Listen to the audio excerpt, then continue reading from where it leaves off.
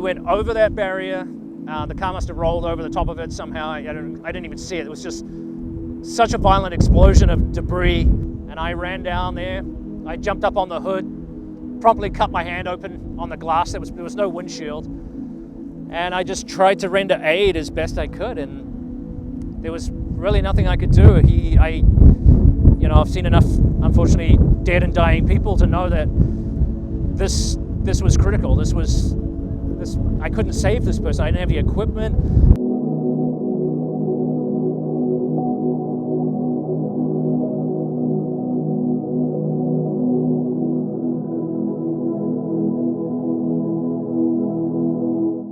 You're holding somebody's head and they're dying in your hands, and you're looking at this person like, well, this is really unfair.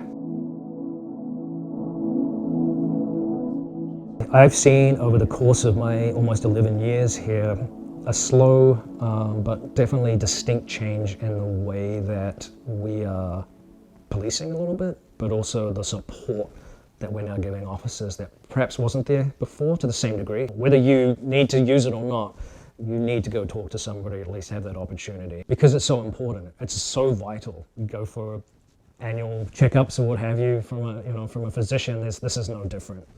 And I think that recognition of the trauma, the burnout, working nights is really stressful and exhausting and life-changing health-wise for a lot of people.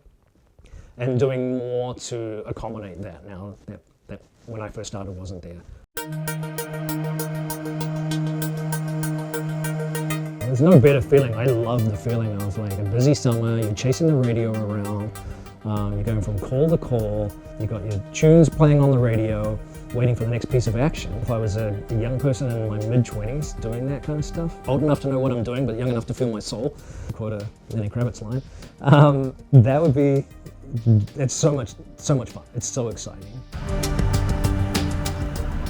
White Bear is a fairly safe community. I mean, it's one of the things I like about working here is that generally, we have some excitement from time to time, but we're not discharging our firearms or getting into shootouts or having to pull our firearm and point it at people every single day. But any naivety we had about the dangers of the job have been negated 2 summers ago, where one of our officers was actually shot at, pursuing somebody, helping a state trooper who was also being shot at.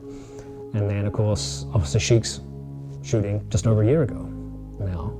And as a result of that, not that it wasn't there before, I think community support has been tremendous. 100% the city managers here, both the city manager Lindy Crawford and Rick Juba, the assistant city manager, tremendously supportive of the job. Naturally, our current chief and captain, Phil Henry.